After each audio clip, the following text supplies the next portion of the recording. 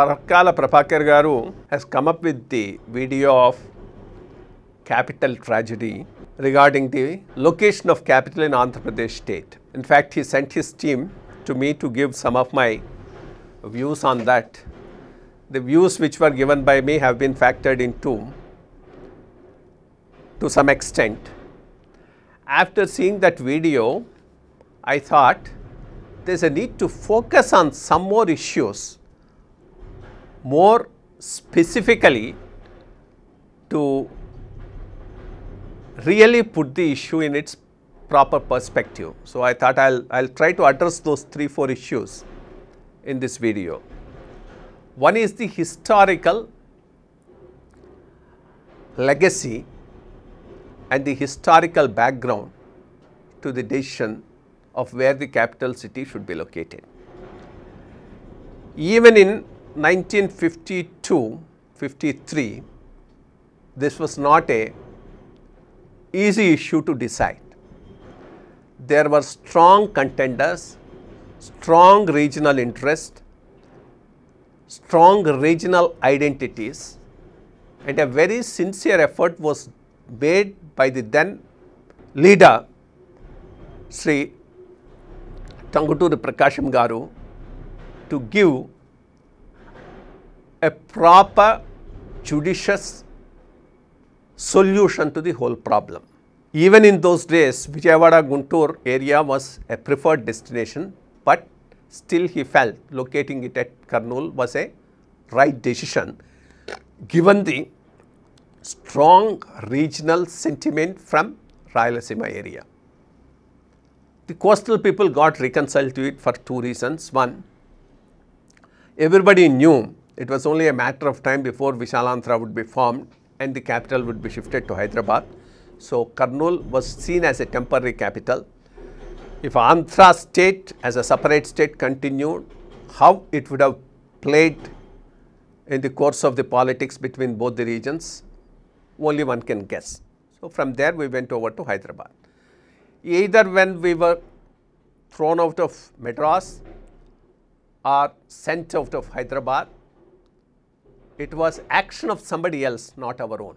But when it came to Amaravati, the problem is a self-created one. Failure to see this historical background, accept, appreciate the existence of strong regional identities and sentiments in terms of Rayalaseema area, coastal area, within coastal area, the north coastal, the south coastal, the central coastal, and the lack of a broader identity which can strongly subsume these regional identities. That identity is always there, but the regional identities were also equally strong. So, when these regional identities were so strong, any decision to locate the capital city should have been taken, factoring in all these things, taking this historical background in its right perspective. If that type of a attitude was there from the political leadership at that time in 2014, things would not have come to this pass at this point of time. I do remember some former chief secretaries, DGPs, high court judges belonging to Rayalaseema area meeting the then chief minister and making an impassioned appeal requesting him to locate the capital city not at Amaravati, the place of course by then it was not so specifically known the place, but to locate it at Donakonda, which would be a place which the Rayalaseema could have wound up much easier and much better. But then the CM at that time was not in a mood to listen to them and went ahead with location of this capital city at Amaravati. This one-sided unilateral decision to locate the capital city at Amaravati is the root cause of all the problem today. So, let us accept that. I mean, unless we accept that and analyze that, any solution to this will not be something which will be long lasting. So, this is one factor which needs to be kept in mind. Second is the issue of land pooling. This is another area which has complicated the whole issue. Was there a need, necessity to pool about 30,000 acres of land to build a capital city? Definitely not. What we were trying to build was a mega city, not a capital city, and a mega city based on a speculative value, not a real value. For those 30,000 acres to get the type of a value that was promised to them, because the CM himself told them, I'll make you GMRs, GVKs, etc., you give me the land. I think that was, it could never have happened with the capital or without the capital. Once that speculation runs its course, the crashing of prices and then the consequential impact of it on those who gave the land to the capital city would have been equally hard with the shifting of the capital taking place or not. So, this whole thing, because there was no proper scientific study done on this issue. Till then, wherever land pooling was done, it was done in small areas adjacent to an already developed urban agglomeration, so that value addition is easy. The only big land pooling that was attempted was at in Gujarat for an industrial corridor. I forget that name. I think Dhalera or Daheja.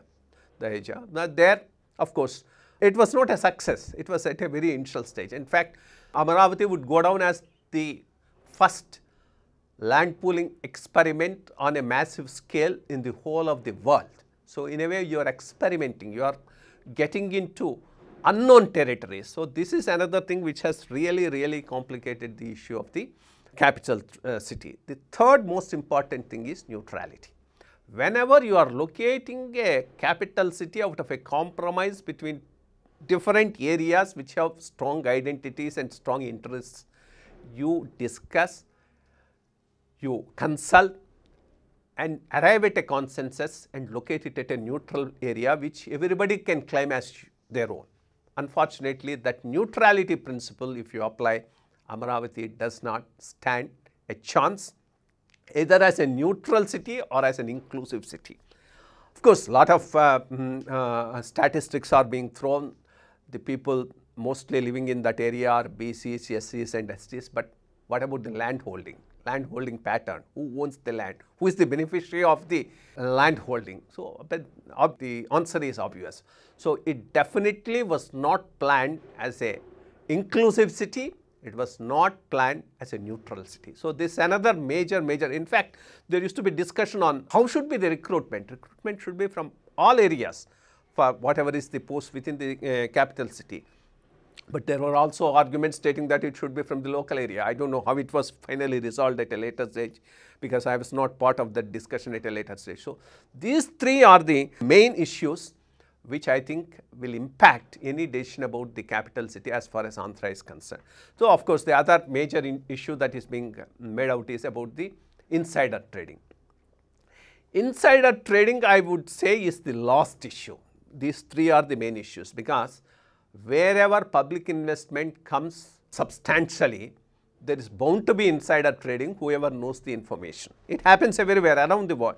In fact, I was told in Canberra, before location of the capital city, the influential political leaders of that period in Australia bought land in an unknown and then only located the capital city at Canberra. The only point is how big, how strong, how much. I mean, out of the 30,000 acres, is it 1,000 acres, 2,000 acres, 10,000 acres, 15,000 acres? This government, which is making this claim about insider trading, which definitely has happened, has for the last 1.5 years failed to prove what is the extent, how much, how many are the beneficiaries. If it is at the stage of 20,000 acres, yes, then it is a major issue as far as the capital city is concerned. And then if it happened for 20,000 acres, the issue of farmers becomes that much smaller for the government to tackle. But unfortunately, till now the government is not able to come out with many reliable, realistic figures as far as the insider trading is concerned. So, we will wait for that to come before that can be factored in as a main issue in the complication of the capital issue as far as the Andhra Pradesh state is concerned. if this is the way, one can attribute substantial portion of the problem to the then Chief Minister Mr. Chandrababu Naidu, and he's taking a decision unilaterally without having a perspective of the historical background and then going in for a mega venture without realizing its implications in terms of the land pooling. The role played by the then opposition leader and the present Chief Minister of Andhra Pradesh is no less in the whole sordid story. He was the main opposition leader when the issue was being discussed in the assembly. He came in and told, I wholeheartedly support the location of the capital city in Amaravati. In fact, on that day I was there in the CM office and with me was Anantapur leader Mr. J.C. Diwakar Reddy, and he was flabbergasted and was turning to me and telling, look at this man, what is he saying? Outside he was saying, I will go, I will oppose it, this, that, all that, and meekly comes inside and then says, I welcome it. At least he should have lodged his protest. As a Rayalaseema man, he was feeling very annoyed, angry and restless. In fact, he was discussing about Machalla, a place which he was suggesting should be the capital city. Then, when in 2019, when the elections took place, did he make this as one of the issues for the electoral agenda to be put before the people? No, this was never a part of the agenda or the manifesto of the YSRCP party. Then how do you get a political mandate to take a decision like this? So I think he doesn't have a political mandate to take this decision of relocating and making it into a 3 capital cities.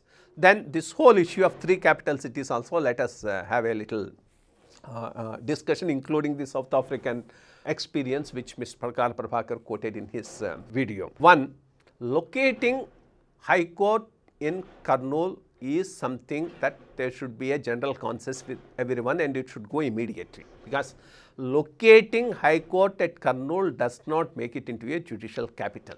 There are about 10-15 states in India where the High Court is located at a place other than the capital city, and they are functioning quite well. So that's neither here nor there. So that judicial capital thing, you leave it aside, call it relocation of the High Court at Kurnool, build up a consensus and shift it immediately. This should have done at that time also when Amaravati was located as the capital city, because this is part of the Sribhag agreement and it has a substantial historical perspective as well.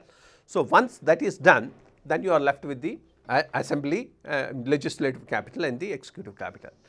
For me, wherever it is finally going to be located, both are going to be at one place as far as Andhra Pradesh is concerned, whether it is Vizag, Amaravati or some other place, whatever will come up as part of a consensus. Because for a state of Andhra Pradesh, between Vijayawada and Amaravati and Vizag, the distance is not that big.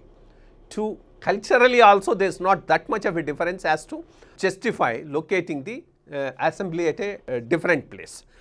And even for the local people, once they realize that there is no great economic value that this legislature is adding up to them, there will also be no objection. It is only a matter of time for some other chief minister or somebody at a later date to put them at one place, whether it is Vizag, Amaravati or a different place.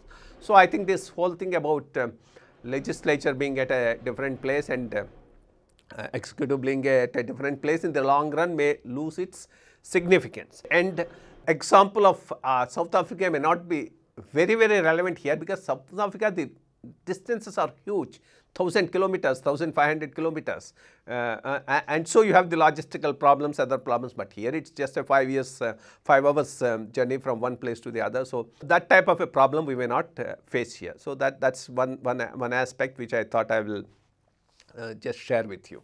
Then what is the way forward? This is the most important thing. I think unless you build up a broader consensus, because both are unilateral decisions. The decision of Chandrababu Naidu was unilateral. Today the decision of Jagan Mohan Reddy is equally unilateral. So the problem will continue in the same manner as long as these decisions are taken unilaterally. So you have to build up a broader consensus within the society and then go forward. Maybe One way of going about it is what Mr. Chandrababu Naidu has suggested a day back. Why not have a referendum on this exclusive issue of location of the capital city? Amaravati, Vizag, 3 capitals, 1 capital, or a place totally away from both these 2 places as well. That's also a possibility. And then go to the people and ask them. That would give a legitimacy to whichever is the place is finally made the capital city. Then taking it out will not be all that easy. Then the other one, of course, wait for the courts to decide. But even after the courts decide, as long as the regional identities are so strong and people feel that their aspirations, their interests have been neglected while taking this decision wherever it is finally located, the issue is going to persist in spite of the court decision, and which in one way or the other. And that's the most essence that is expected of a leader with vision, to accept the diversity, to accept the identities, to accept that this is a problem which needs something on which we need to build up a broad consensus. Unfortunately, the past Chief Minister Chandrababu Naidu and the present Chief Minister Mr. Jagan Mohan Reddy totally lack this visionary angle and are going in a very unilaterally and as if they are the sole and whole decision makers, which has a bearing for future generations of Andhra Pradesh. I hope better sense would prevail and a broader consensus will be built around this issue before a final decision is taken. Thank you very much.